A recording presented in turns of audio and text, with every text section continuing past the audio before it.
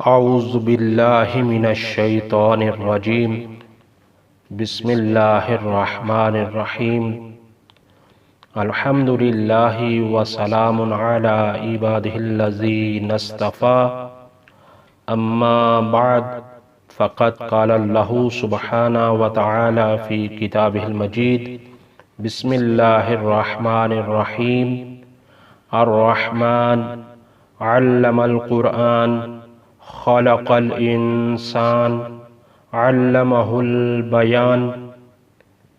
السلام علیکم۔ سب سے پہلے اللہ تعالیٰ کا ہم شکر ادا کرتے ہیں کہ جس نے ہمیں یہ توفیق خاص عطا فرمائی کہ ہم خطابت جیسی عظیم نعمت کو سیکھ سکیں۔ سورہ رحمان نعمات کا سورہ ہے اور اس کا نام دوسرا اعلیٰ بھی ہے۔ اعلیٰ کا مطلب یعنی نعمات والا سورہ ہے، اور جو عظیم نعمتیں ہیں وہ پروردگار عالم نے ابتدائی طور پر ارشاد فرمائی ہیں۔ پروردگار عالم جب نعمات کا ذکر شروع کرتا ہے تو اول میں سب سے پہلے اس نعمت کا ذکر کیا ہے جسے قرآن کہا جاتا ہے، اور پھر اس کے بعد خلقت انسان کا ذکر ہوا، اور پھر اس کے بعد بیان جیسی نعمت کا ذکر آیا ہے۔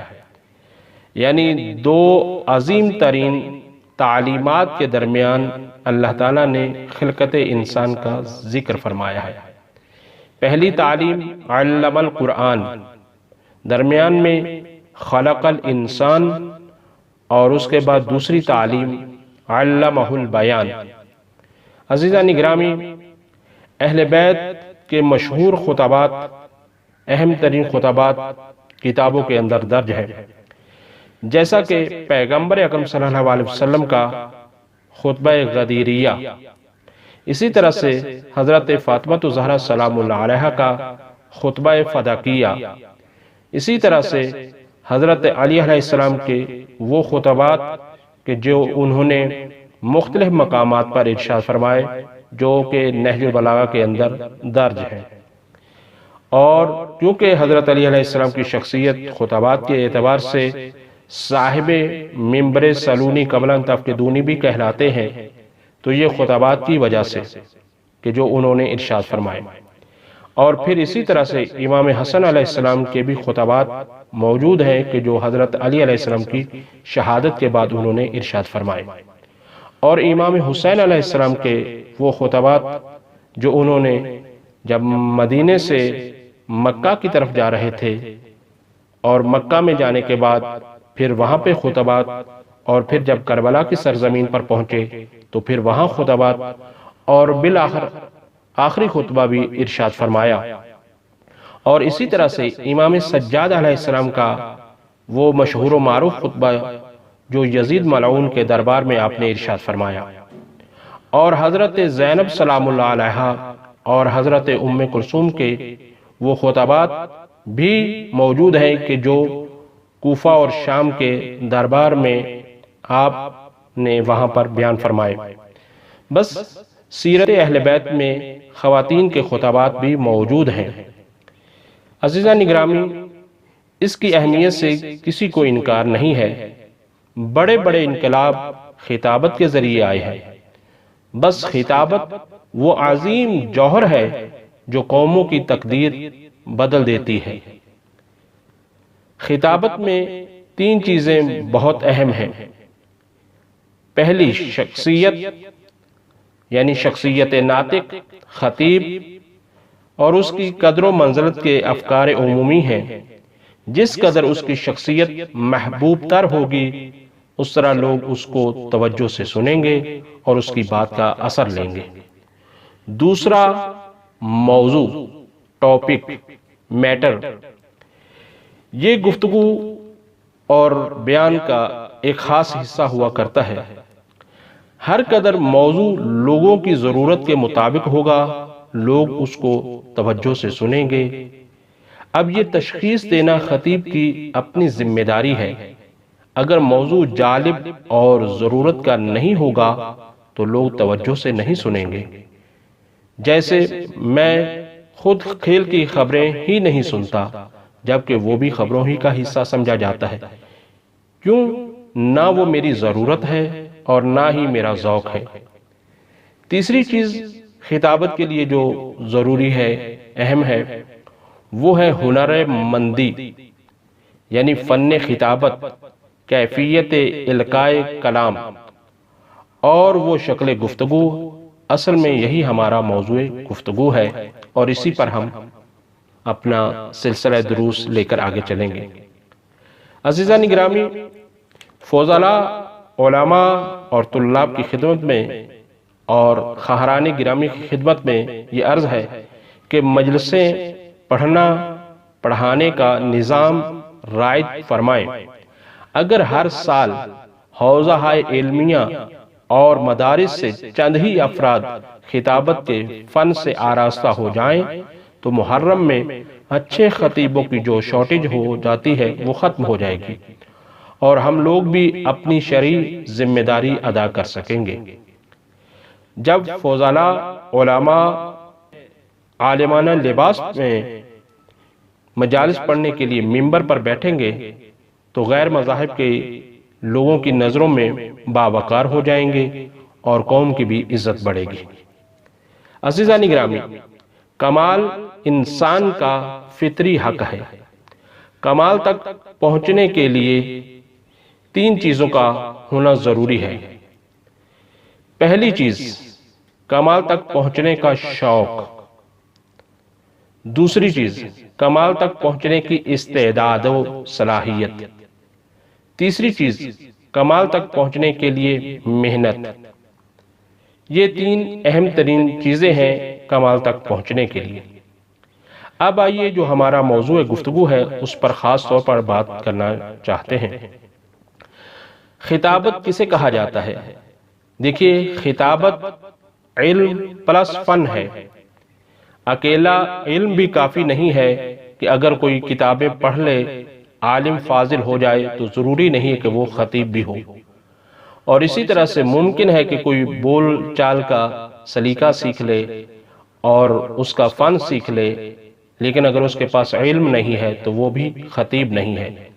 تو بس خطابت علم پلس فن ہے، یہ دونوں چیزیں ملیں گی تو تب جا کر انسان خطیب بن سکتا ہے۔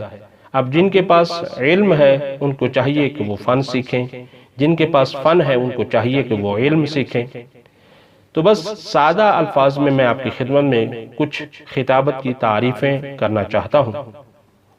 خطابت نام ہے اپنی بات کو سمجھا لینے کا،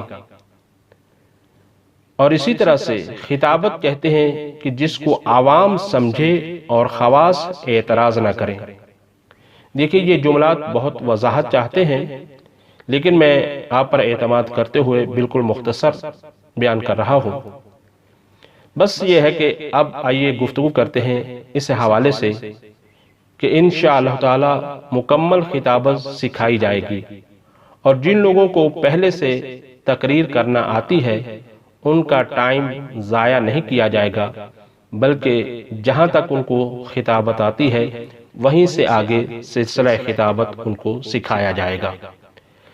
اب اس میں ہمارا طریقہ کار کیا رہے گا؟ مجلس سیکھنے کا ہمارا یہاں پر طریقہ یہ ہوگا کہ ہم سب سے پہلے مجلس بنانے کا طریقہ سکھائیں گے۔ مجلس بنانا خود ایک علمی فن ہے، انشاءاللہ تعالی ہم اپنے دروس کے درمیان اس کو تفصیل سے ذکر کریں گے۔ اس کے ساتھ اس کو یاد کرنے کا طریقہ، بیان میں لانے کا طریقہ، منبر پر آنے کے آداب، پھر لہجہ، اشارے، انداز بیان وغیرہ وغیرہ، اور آخری حصے میں ربط مصائب اور مصائب پڑھنا سکھایا جائے گا، کیونکہ یہ ہماری مجلس کا ایک اہم حصہ ہے۔ عزیزان گرامی، ہماری نظر میں 2 اہم ترین شرطیں ہیں کسی کو بھی اگر خطابت سیکھنا ہے تو وہ 2 چیزیں ہونا ضروری ہیں۔ پہلے بھی ہم اس کو ذکر کر چکے ہیں، لیکن ابھی مختصر اور بھی ذکر کرنا چاہتے ہیں۔ ایک شرط یہ ہے کہ وہ شوق رکھتا ہو۔ اگر شوق نہیں ہے تو کوئی وہ حاصل نہیں کر پائے گا جو مقصد حاصل کرنا چاہیے۔ اسی طرح سے نمبر 2 صلاحیت اور استعداد اور محنت اس کا لازمہ ہے۔ نوٹ کے طور پر وہی شرکت کریں کہ جو اپنے آپ کو اس قابل سمجھتے ہیں، یعنی جن کے اندر شوق بھی ہو اور استعداد و صلاحیت بھی ہو اور محنت بھی کر سکتے ہو۔ باقی ہم کسی کی ذاتی پسند پر کوئی اعتراض نہیں کریں گے کہ کون کس خطیب یا ذاکر سے متاثر ہے یا اس کو پسند کرتا ہے۔ ہم فقط ان کی علمی مدد اور اس کو خطابت سکھائیں گے بھرپور کوشش کر کے۔ یا یہ ہے کہ اگر کوئی اپنی ذاتی اصلاح کروانا چاہیں تو ہم ان کی بھی انشاءاللہ تعالی مدد کریں گے۔ اب اس کا طریقہ کار کلاس کے طور پر کیا ہوگا؟ وہ یہ ہے عزیزان گرامی کہ اس کا طریقہ یہ ہوگا کہ باقاعدہ ہر کلاس میں سنا جائے گا، سکھایا جائے گا فردن فردن۔ ہر کلاس میں بہت کم افراد کو رکھا جائے گا۔ کلاسز ہم زیادہ بنا لیں گے اگر افراد زیادہ ہوئے تو۔ ہاں یاد رکھیں، اس کے لیے ہماری طرف سے کوئی نوٹس نہیں دیے جائیں گے جیسا کہ بعض کلاسوں میں دیے جاتے ہیں۔ جو کلاس میں بیان کیا جائے گا وہی یاد کرنا ہوگا اور اسی کو لکھنا ہوگا، کیونکہ یہ پریکٹیکل اس میں زیادہ ہے اور تھیوری کم ہے۔ بہرحال یہاں پر یہ بیان کرنا ضروری سمجھتا ہوں کہ وہی کلاس میں جو بتایا جائے گا وہی یاد کرنا ہوگا اور لکھنا ہوگا، کیونکہ اس میں تھیوری کم ہے اور پریکٹس زیادہ ہے۔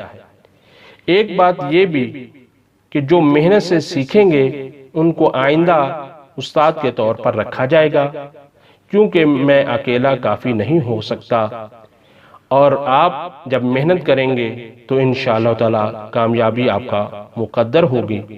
تو اس وجہ سے یہ ہے کہ آپ شروع سے محنت کیجئے، اور بہت ساری گفتگو یہاں پر موجود ہے، وہ میں اس کو روک رہا ہوں، انشاءاللہ تعالی کلاس میں ہم ذکر کریں گے۔ بس یہی کہنا چاہوں گا، رحمت نے تیری یا رب رتبہ مجھے یہ بخشا، پھولوں میں تل رہے ہیں کانٹے میری زباں کے۔ آخر میں ہم اللہ تعالیٰ سے دعا کرتے ہیں کہ پروردگار عالم ہم سب کو توفیق خاص عطا فرمائے بحق معصومین علیہم السلام کہ ہم اس میں کامیاب ہو سکیں۔ الہی آمین۔ والسلام علیکم ورحمۃ اللہ وبرکاتہ۔ اللہ حافظ۔